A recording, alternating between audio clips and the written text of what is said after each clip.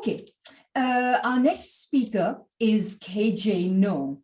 KJ is a peace activist, an independent scholar, teacher, and expert on the geopolitics of Asia. He frequently contributes to CounterPunch and Dissident Voice and is a member of Veterans for Peace. So KJ, please go ahead.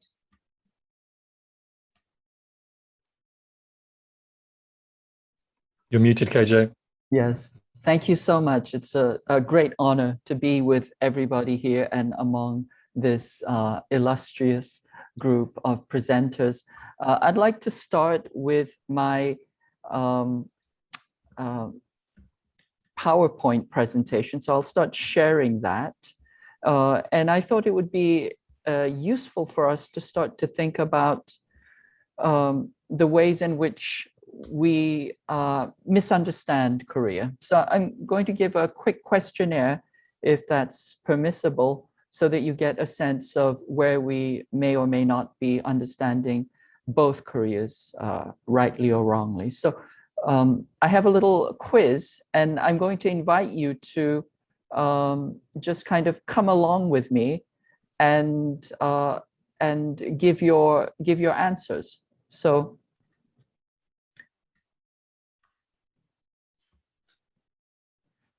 is this North Korea or South Korea? This country was referred to by Joan Robinson as the Korean miracle because it was growing at the rate of 25% a year. Is this North Korea or South Korea? And those of you who said North Korea are correct. Until 1978, North Korea was wealthier, more advanced, more industrialized than South Korea. South Korea was practically a failed state until the mid-70s, and it became wealthy because of its use of unusual means to advance. Is this North Korea or South Korea? This was a man, 69 years old. He told a high school girl on a bus that the government's policy to use flour-based foods, he doubted whether people would follow that because high-ranking government officials were enjoying chunks of meat and boiled egg in their soup. He was arrested, tortured, and sentenced to 3 years in prison. Is this North Korea or South Korea? And if you said South Korea, you are correct. This country elected its leader with 99.93% and then 99.97% of the vote. This was their second leader. And if you said South Korea, you would be correct.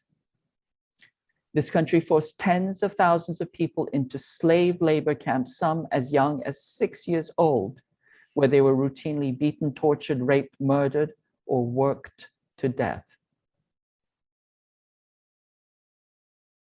And if you said South Korea, you would be correct.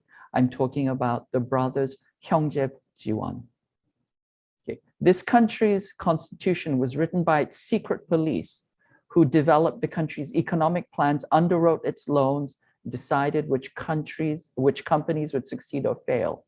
The constitution was modeled after an imperial structure to give the country's leader the power equivalent to a god emperor. North Korea or South Korea? And if you said South Korea, you would be correct. We're talking about the Yushin Honbop, the Yushin Constitution, which was modeled after the Meiji Emperor. This country had the world's longest held political prisoner, a man who was held in solitary confinement for 42 years, with his only possession a single blanket for refusing to change his political views. North or South Korea? And if you said South Korea, you would be correct. This country considers sympathizing with or supporting the other Korea punishable by imprisonment or death. Failure to report or to even turn in somebody suspected of sympathizing can result in imprisonment of up to 7 years. North or South Korea? And if you said South Korea, you would be correct. This is South Korea's national security law still in effect.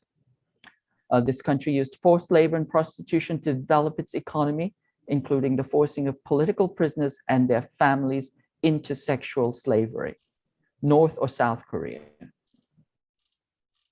And if you said South Korea, you would be correct. South Korea used sexual slavery, prostitution, as a form of primitive accumulation to build the wealth for its economy. In the 1960s, probably up to 25% of South Korea's economy was prostitution. This country incarcerates the largest number of people in the world. And this is a trick question. This is, of course, the United States. This government banned certain Korean words from the language, North or South. This would be South Korea. South Korea banned the word labor from the Korean language for several decades. The word nodong was banned. You had to use a different word called kullo.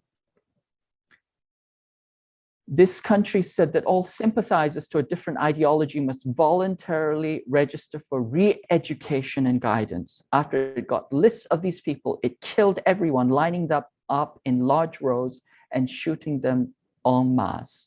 Between 200,000 to 1.2 million people were killed, North or South Korea.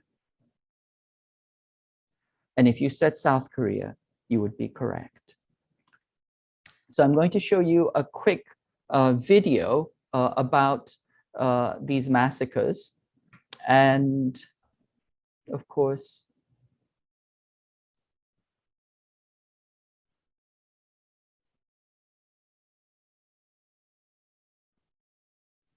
actually, I won't show a video because I'm just going to invite you to go see it yourself. These are the Bodo League massacres. You can find them on YouTube from Telesur. I'll put these into the chat box. And also there's another very, very important video which was made by the United States Signal Corps called The Crime of Korea. And it shows the mass massacre of Koreans. And it claims that these are North Korean massacres. And you see mass graves. And actually, if you look carefully and if you do the historical analysis, you realize that all these massacres are done by South Korean troops. Now, the important thing to understand about these South Korean massacres is that they were done, they started on July 10th, 1950, but on July 14th, 1950, all South Korean troops were under the control of the US military. Operational control was handed over to General Douglas MacArthur by Syngman Rhee. And this is the key issue that we face today, is that South Korea turned over the control of its military, which had been instituted by the United States, and then it never has recovered control over its own military. It's something extraordinary in national affairs. It's the only quote unquote sovereign state that does not have control over its own military. And this is the key obstacle for North and South Korea to de-escalate tensions. Of course, there are many, many other obstacles, but simply the fact that South Korea, which was created as a colonial and anti-communist outpost by the United States, does not have control over its own military, is one of the key stumbling blocks to de-escalation. I don't know if people have watched a series called Squid Game, and inside Squid Game, there are many horrific games. There's one called Red Light, Green Light. 무궁화 꽃이 피었습니다. Once again, you have to understand all of these games and this entire television series as a metaphor for South Korea's history, in particular, the Bodo League massacres, the Samcheong triple purification camps, where Tens of thousands of people were scooped off the streets and put into concentration camps where hundreds died. There was also, as I mentioned, the brothers' concentration camps, the Hyangjae-Bokjiwon, where young children were scooped off the streets, sometimes because they were momentarily separated from their parents, and then tortured and worked to death. Of course, there is the Gwangju massacre, etc., etc. The simple fact is that when South Korea was liberated from Japanese colonial rule, the Koreans recovered self-governance. They had fought against the Japanese in Northeast Asia, in Manchuria. When the Japanese surrendered, the Korean people created the Korean People's Republic. And this was anchored in thousands of people's committees, similar to Soviets. And essentially, they built a democratic, nationalist, and socialist state within months. They administered the country, they redistributed property, they collectivized the workplace. The United States military government noted that Korea had the infrastructure and framework that would allow communism to get off to a better start than anywhere else in the world. Their response was to outlaw the People's Committees, to outlaw the Korean People's Republic, and to imprison all of its leaders. So what we saw was mass suppression.